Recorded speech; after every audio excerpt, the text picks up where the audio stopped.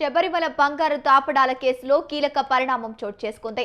శబరిమల ప్రధాన పూజారి కందరారు రాజీవరును సిట్టు అధికారులు అరెస్టు చేశారు.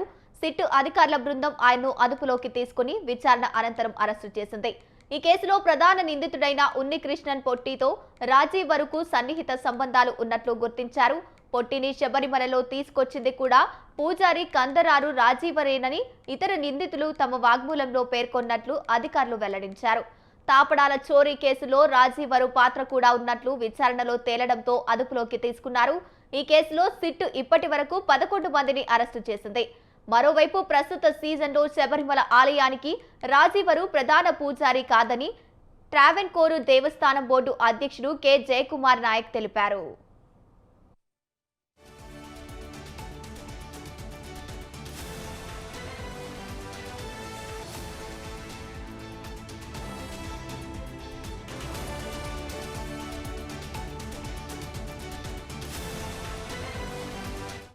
శబరిమల బంగారం తాపడాల కేసులో కీలక పరిణామం చోటు చేసుకుంది.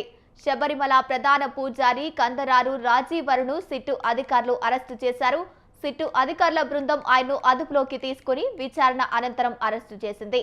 ఈ కేసులో ప్రధాన నిందితుడైన ఉన్నికృష్ణన్ పొట్టితో రాజీవరుకు సన్నిహిత సంబంధాలు ఉన్నట్లు గుర్తించారు. పొట్టిని శబరిమలకు తీసుకొచ్చింది కూడా పూజారి కందరారు రాజీవరేనని ఇతర నిందితులు తమ వాగ్మూలంలో పేర్కొన్నట్లు అధికారులు వెల్లడించారు. తాపడాల చోరీ కేసులో రాజీవరు పాత్ర కూడా ఉన్నట్లు విచారణలో తేలడంతో అదుపులోకి తీసుకున్నారు.